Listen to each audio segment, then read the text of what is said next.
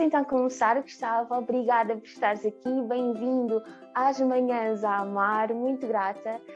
Para mim é muito importante estares aqui, assim como para muitas pessoas que nos estão a ouvir e para algumas pessoas que eu também vou ajudando. Vai ser importante ouvirem também as tuas dicas para um equilíbrio nas nossas vidas, na vida de cada um. E então, como é que está a vida pelo Alentejo? É a minha primeira pergunta. Isto é apaixonante. É apaixonante. Nós estamos aqui já a viver, faz curiosamente este fevereiro agora, onde nós estamos, no mês em que nos encontramos, há 3 anos. Estamos aqui há 3 anos, precisamente. Já vimos nascer aqui o nosso segundo filho. Ter um monte é algo que implica sempre muita manutenção. Ainda há bocadinho estava com um sacho na mão a cortar ali umas coisas à volta das oliveiras, vários pés à volta das oliveiras. Há um contacto permanente com a terra, com a natureza. Aliás, esse foi um dos principais princípios que nos trouxe para cá, foi não só estarmos em contacto constante com a natureza, como também educar os nossos filhos nesse meio ambiente. E depois estamos numa vila em que somos muito acarinhados. Temos aqui pessoas que nós podemos dizer que fazem parte da nossa família, visto que nós não temos aqui ninguém de família de sangue, mas encontramos aqui de facto algumas pessoas da família da alma, digamos assim. E tem sido uma experiência, uma viagem extremamente gratificante, ao ponto de termos de facto já dado início aos nossos projetos aqui nesta terra. Muito bem. Ok, Gustavo, e posto isto, para quem nos está a ouvir, que dicas é que tu tens para uma vida mais calma, para quem quiser começar a praticar meditação, para quem quiser talvez até mudar radicalmente a sua vida, ou não, ou aos poucos? O que é que de imediato as pessoas podem fazer já, segundo o teu ponto de vista, para começar? Olha, Marisa, eu acho que é muito importante as pessoas fazerem-se 2 perguntas. Primeiro, do que é que eu tenho vontade, e segundo, do que é que eu estou cansado. E eu acho que estas 2 perguntas são 2 perguntas são muito diretas, são muito assertivas e para as quais qualquer ser humano tem resposta. Depois ser capaz de passar à ação, ou seja, respeitar as suas vontades, ir atrás dos sonhos, lutar por elas, ou assumir que de facto está cansado daquele trabalho, daquele relacionamento, daquela rede social, daquela pessoa amiga, se é capaz depois também de materializar e fechar esse ciclo, isso é outra coisa. Mas as pessoas todas têm a resposta para eu tenho vontade de, eu estou cansado de. E eu acho que passa muito por aí, através das respostas das pessoas encontrarem um caminho mais direto, mais acessível, digamos assim, para o bem-estar delas. Eu, por exemplo, estava cansado da cidade e mudei-me para o Alentejo. Estava cansado das redes sociais e abandonei as redes sociais. Tinha vontade de viver no meio da natureza e por isso vim para aqui. Tinha vontade de ter mais tempo útil para estar também com os meus filhos e por isso abandonei as redes sociais. Estou a dar-te apenas 2 exemplos em que, através das respostas às perguntas que eu me fiz, materializando depois, colocando tudo isso em ação, fez com que eu aqui estivesse de facto a ser um melhor pai. Muito bem. E já fizeste muitas vezes essas perguntas a ti mesmo ou uma vez chega? Não, porque isto é um trabalho, isto é uma empreitada, não é? Isto não é colocar só papel de parede, isto é uma empreitada, é uma coisa a séria. E ela dura a nossa vida toda, porque nós, sendo seres humanos e estando em constante movimento, em constante mutação e evolução, em que o que hoje faz sentido, amanhã pode já não fazer, e depois de amanhã pode fazer sentido uma coisa completamente inacreditável, que nunca tinha feito sentido até então. Isso aconteceu-me, talvez o grande exemplo da minha vida foi eu passei a vida inteira a dizer que não queria ser pai, e agora não me vejo de outra forma a não ser, não é? E sinto que sou de facto um pai extraordinário e que uma das razões pelas quais eu nasci de certeza foi precisamente para ser pai, mas andei nessa negação durante muitos, mas mesmo muitos anos. Portanto, sendo nós almas em corpos em constante evolução, é normal que nós nos tenhamos que fazer estas questões, estas e muitas outras, frequentemente. E isso faz parte de algo que eu considero muito importante, chamada autoanálise. A gente tem que saber o que é que vai aqui dentro e o que é que vai aqui dentro. É fundamental e para isso temos que nos fazer perguntas e temos que nos permitir também sentir. Nós estamos numa sociedade onde as pessoas há muito tempo colocam o sentir muito atrás do pensar. E isso é extremamente perigoso. E isso tem resultado naquilo que nós vemos nas pessoas e no próprio planeta. É um trabalho que dura todos os dias, não é? O nosso sentir. É diário. Eu pergunto isto porque muitas vezes as pessoas têm medo de mudar, ou seja, já decidiram e têm que decidir outra vez. E isso torna-se confuso pela experiência que eu tenho com as pessoas, na cabeça, no sentir, no dia-a-dia. E é importante também nos perdoarmos e percebermos que às vezes temos que tomar novas decisões. Daí a pergunta que eu te fiz. Sim, escuta, o processo de estagnação, o medo da mudança, traz processos de dor profundíssima. As pessoas que se recusam a mudar, é bom que elas saibam que há sempre aqui dois caminhos. Tu tens sempre que mudar, porque nós estamos em estado de evolução. Portanto, nós para evoluirmos temos que ir mudando, ninguém evolui parado, ok? Nós temos que ir arriscando, dando passo em frente. E na mudança há sempre duas questões, ou mudas a bem ou mudas a mal. Ou mudas a bem e tendo coragem para assumir as tuas vontades e os teus cansaços, ou mudas a mal e a vida, de repente, obriga-te a mudar porque tens um acidente, ou parece-te uma doença, ou perdes alguém, e rapidamente aí tens que mudar outra vez. Portanto, ou mudas a bem através dos teus pés, do teu caminho, ou mudas a mal porque a vida te empurra a fazê-lo. Exatamente.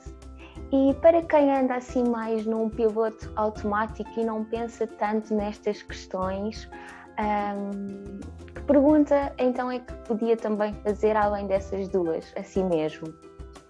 Escuta, o piloto automático significa que a pessoa, bem ou mal, encontra-se numa zona de conforto. Ou seja, em que está confortável com a dor ou está confortável com o prazer. E pode parecer estranha esta questão de estar confortável com a dor, mas isso é o que há mais para aí, é isso. É pessoas que se habituaram a ter aquela dor ao ponto daquilo mal lhes doer. O que não quer dizer que não lhes faça mal, que não lhes corta a esperança, que não lhes rouba a coragem, que não as encha de medo. Ou seja, mas habituaram-se a isso. Já há variedíssimos exemplos de pessoas com essa questão. É importante as pessoas perceberem que o piloto automático é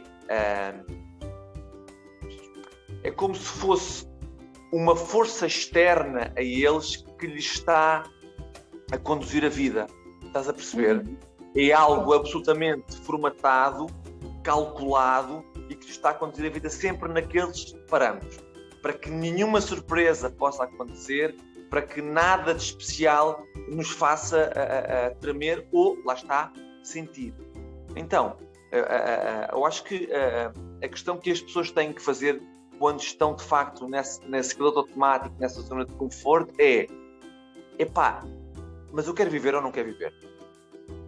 É porque no piloto automático nós praticamente não vivemos. O caminho é sempre o mesmo, as pessoas são sempre as mesmas, os diálogos são sempre os mesmos, os medos são sempre os mesmos, há sempre a ausência da mesma coisa, há sempre o excesso da mesma coisa. Portanto, repetindo esse circuito, repetindo esse ciclo vezes e vezes sem conta, a pessoa deixa automaticamente de sentir. E se nós estamos vivos, é que nós estamos vivos para sentir, para experimentar, para arriscar. E claro que isso vai fazer com que nós possamos cair no chão, e vai acontecer várias vezes. Caraças, mas é tão mágico quando nós caímos no chão.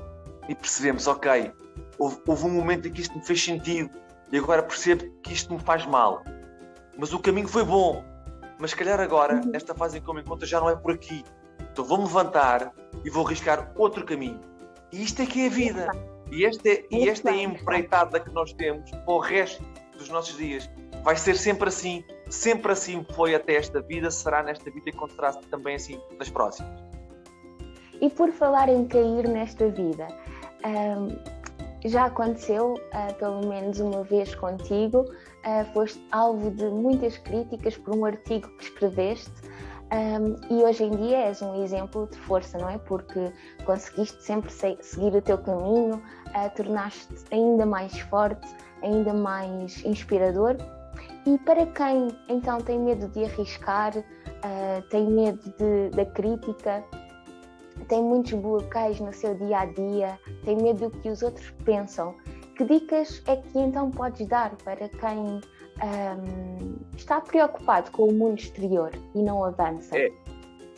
Rosa, é exatamente isso que tu acabaste de dizer agora, ou seja, se nós formos a dar prioridade ou uma maior importância a tudo o que está fora de nós acabamos por nunca descobrir o magnífico que existe dentro de nós. Ou seja, eu quando dava palestras, dei muitas em Portugal, fora do país, havia uma coisa que eu acho que era muito importante sublinhar. O mundo inteiro pode estar contra ti. O mundo inteiro pode ter uma opinião diferente da tua. Mas caraças, se tu acreditas naquilo que estás a sentir, venha o que vier, digam o que disserem, o teu caminho é por aí. Porque senão tu não sentias. Porque uma coisa é, tudo o que vem do coração é verdade. Tudo o que vem da nossa intuição é verdade. Tudo o que vem da nossa cabeça, a grande parte daquilo que vem da nossa cabeça é mentira. Porque é criado pelo ego, pela necessidade de reconhecimento, de ter atenção, de ser elogiado, porque há carências que nunca foram curadas, porque há feridas que nunca foram saradas, porque há perdões que nunca foram feitos, porque há aceitações que nunca foram feitas.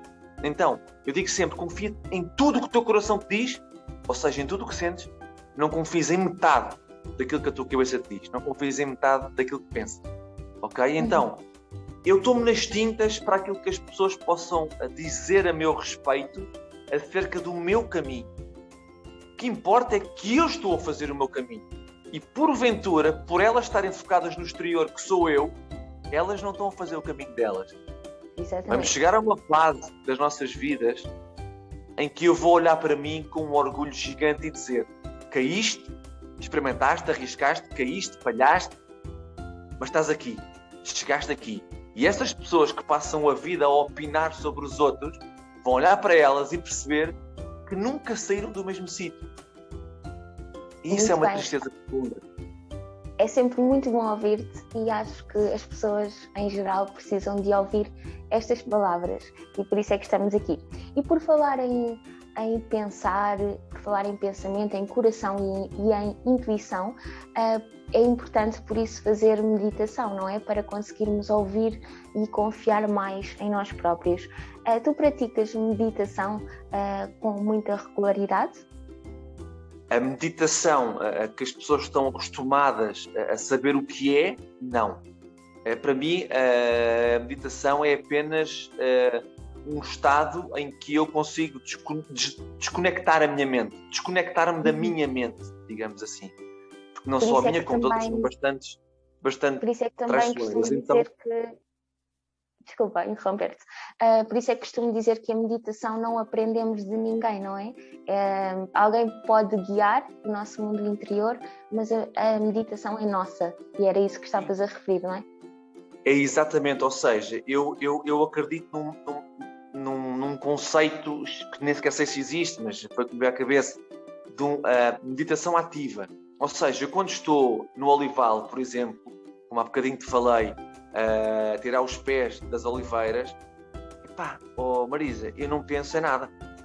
Eu estou em profunda meditação. Quando eu me sento no meu alpendre de frente para o olival, e acontece todos os dias porque eu estou a escrever mais um livro, nesse momento eu estou unicamente conectado com o meu coração, com a minha intuição, com a minha criatividade, de forma a perceber para onde é que vai o personagem A, o que é que o personagem A vai fazer com o personagem B, qual é que vai ser o cenário em que isto vai acontecer.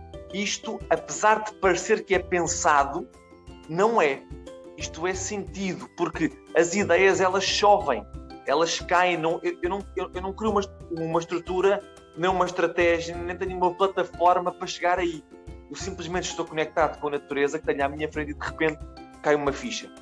Isto é intuição, isto é a criatividade, isto é o poder da conexão, ok? E quando estou a escrever é exatamente a mesma coisa. Eu não estou a pensar no que estou a escrever, eu estou a sentir o que estou a escrever. É algo completamente diferente. E é por isso que quando eu acabo de escrever, escrevo todos os dias, é quando o meu dia começa a sorrir mais. Porquê? Porque é depois de eu ter meditado. Okay? Depois de ter estado conectado com o teu coração, com a vida. Exatamente. Muito bem. E por falar em coisas extraordinárias, a Sofia é uma mulher extraordinária, não é? Palavras tuas e também minhas, porque tenho o prazer de a conhecer. E queria-te perguntar então, este livro Reencontra-te, que é o título, não é? Está um pouco relacionado com a Sofia, ainda não ouvi o livro, mas vou ler em breve. Bastante. Deve estar a chegar, sim. Boa, espero que sim. E então a pergunta é, para quem tem um relacionamento e para quem está a pensar ter, a Sofia e o Gustavo são um bom exemplo para ajudar nestas questões interiores, nesta reflexão. Será que a Sofia veio salvar o Gustavo ou será que o Gustavo reencontrou-se com a ajuda da Sofia? Bom, olha, eu falo por mim. A Sofia não está aqui, eu falo por mim. A Sofia é a única mulher à face da Terra com quem eu teria a audácia e a coragem de ser pai. E eu acho que esse é o grande elogio que eu posso fazer. Foi a pessoa que contrariou a minha negação durante tantos anos. Foi a mulher que eu escolhi, depois de ter tido uma vida bastante ativa nesse sentido.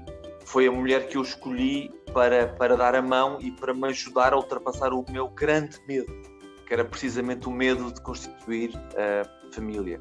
Eu penso que esse é o meu elogio que posso fazer. Portanto, há uma parte de mim, parte que eu desconhecia, que se reencontrou claramente neste relacionamento, mas é importante as pessoas perceberem que o relacionamento só faz sentido se nós tivermos algo para dar e algo para receber com a pessoa com quem dividimos os nossos dias e as nossas casas e as nossas camas. Porque se isso não acontecer, esse relacionamento não faz o mínimo sentido.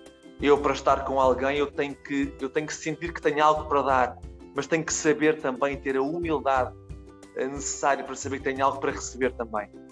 Nós somos todos mestres e alunos uns dos outros. Aqui em casa, às vezes eu sou mestre, às vezes eu sou aluno e vice-versa com a Sofia também. E é preciso ter não só a confiança para dizer o que sentimos, como a humildade para ouvir o que muitas vezes temos que ouvir também, ok? Então há que saber dar e há que saber receber. E um relacionamento só pode de facto funcionar se houver este espírito de entrega incondicional, de dar e receber, e perceber sempre que nós escolhemos caminhar juntos nesta vida com um único propósito, evoluirmos os dois. Muito bem, em partilha, okay. Em família. E em família, é isso. Boa, Gustavo. E se as pessoas tiverem que ir passear até a Viz, vão encontrar então uma flor, não é verdade? Sim. Boa pergunta. Essa pergunta tu estudaste. E então, o que as pessoas podem encontrar? Sim, há bocadinho, como te disse, nós estamos tão conectados com esta terra e com esta vila. Quando viemos para cá, convém as pessoas saberem que não conhecíamos ninguém, nem uma rua sequer. Portanto, foi claramente um ato de coragem e de fé que nós tivemos enquanto família. E essa é outra coisa maravilhosa na Sofia, entre nós, é que nós temos asas do mesmo tamanho. E isso é muito bom. Quando um quer voar, o outro não fica com os pés em terra, vai também. E isso é muito interessante. E não é uma coisa muito frequente de acontecer, mas eu diria que para um relacionamento funcionar é fundamental. Ok? Então, a Flor de Avis é o nome do nosso primeiro projeto. É uma casa de chá vegetariana, onde não se consome nem carne nem peixe, por um princípio de respeito pelos animais, mas também de sustentabilidade do planeta Terra. E então é um projeto arrojado numa vila que há muitos anos é comunista, fechada, e aqui então vêm uns malucos e abrem uma casa de chá. A vila nunca teve uma casa de chá, ainda por cima vegetariana, nunca teve nada. Eu acho que nem sequer passou pela ideia de ninguém a ver aqui um espaço vegetariano. E o que é interessante, nós abrimos no dia 13 de dezembro. O primeiro mês superou todas as nossas expectativas em termos de aceitação das pessoas. Aliás, a Flor da Vis tem uma página de Facebook e de Instagram chamada precisamente Flor da Vis. Não sou eu que faço a gestão, porque não tenho paciência, nem sequer me quero conectar com essa energia. Por algum motivo as larguei. Estou aqui contigo por respeito que tenho por ti, mas também por saber que, apesar de não gostar desta energia, de não fazer parte daquilo que me atrai, tenho também a consciência de que é um canal muito importante para transmitir coisas boas e más, mas eu faço parte do leque das coisas boas. Então a Flor da Vis abriu a 13 de dezembro, como te disse, depois veio este confinamento obrigatório e fechou a 15 de janeiro, ou seja, tivemos 1 mês e 2 dias abertos.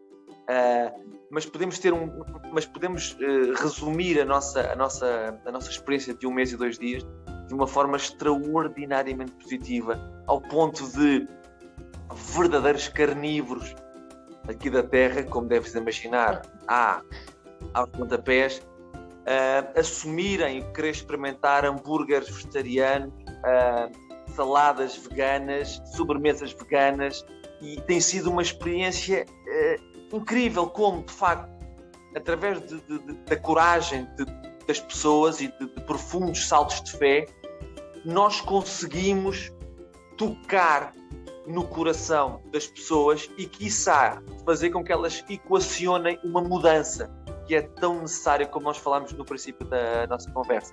Como se disse, a Flor da Vis é apenas o primeiro projeto, temos mais 1 ou 2, não vou revelar aqui, também vão levar mais algum tempo a acontecer, mas nós estamos bem enraizados nesta terra, como as oliveiras que temos aqui no nosso olival. Muito bem. Então, as pessoas, ao irem passear até a Vis, podem encontrar a Flor de Vis numa sala de chá e podem também encontrar o Gustavo e a Sofia de alguma forma através de um workshop, ou já não estás nessa? Epá, eu fiz muita coisa. Palestrei para milhares e milhares de pessoas, centenas de vezes. E eu, a partir do momento em que fui pai, foi uma escolha minha parar nesse sentido, para me doar noutro, digamos assim, porque aquilo que eu fazia acarretava uma enorme responsabilidade, mas também um desgaste energético muito grande. Eu ia ao Brasil palestrar como quem vai ao Porto, apanhava o avião, palestrava no dia a seguir e vinha-me embora. Era extremamente desgastante. A última vez que o fiz, o Salvador tinha meses de vida, e disse, não faz sentido. Agora é uma fase da minha vida em que eu quero ser pai. Sobretudo eu quero ser pai. Claro que tenho que trabalhar e tenho que receber também dinheiro, e tenho que fazer o que gosto e tenho que pôr em prática aquela que é a minha missão. Eu acredito que mais mês, menos mês, volte claramente ao ativo, não tenho a mínima dúvida disso. Mas este é um tempo consciente de introspeção, de fortalecer o espírito de família e de me dar a honra e o privilégio de viver a parentalidade e a paternidade de uma forma profunda, incondicional e a full time. É desgastante, mas quando ouço, por exemplo, o meu filho mais velho com 4 anos a dizer, do nada, pai, amo-te até às estrelinhas, até ao teto, para a vida toda, somos companheiros. Quando tu ouves isto de uma criança de 4 anos, qual palestra? Esquece. E é isto. Eu acho que nós, esse reencontro que tu falaste aí, é um dos livros mais bonitos que já escrevi até hoje.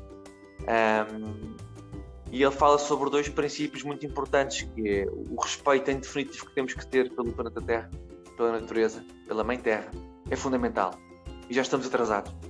E também como é importante reconquistar, reavivar, fazer renascer o espírito de família. que é algo que se perdeu nas gerações acima da nossa.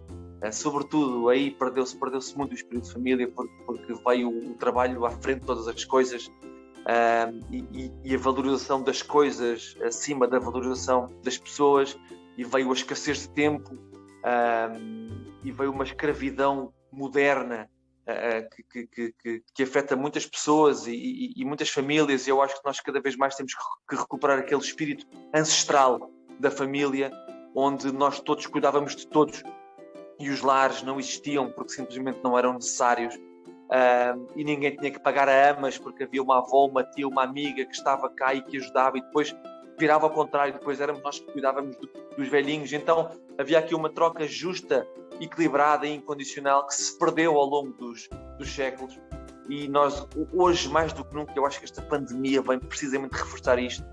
Nós temos que valorizar a natureza e temos que valorizar o espírito de família. Este livro reencontra, que foi escrito antes da pandemia, parecia que estava a adivinhar que vinha alguma coisa, só para sublinhar o que está escrito nessas 250 páginas. E como é que então as pessoas podem adquirir o teu livro? Olha, o livro está à venda em todas as FNACs, Bertrand, grandes superfícies. Nesta altura é mais complicado as pessoas saírem de casa para comprar o livro, e é por isso que eu, já há uns meses esta parte, dediquei-me também a enviar livros com dedicatórias personalizadas por correio, diretamente para casa das pessoas. Basta-me enviarem um e-mail para gustavosantos.coach, coach de treinador em inglês, COACH, @gmail.com, gustavosantos.coach@gmail.com. Enviam-me um e-mail a dizer que gostavam de receber o livro. O livro é 17,5€, já com os portos incluídos, e eu faço o livro chegar à casa delas, e assim não têm que se deslocar nem correr riscos absolutamente nenhuns.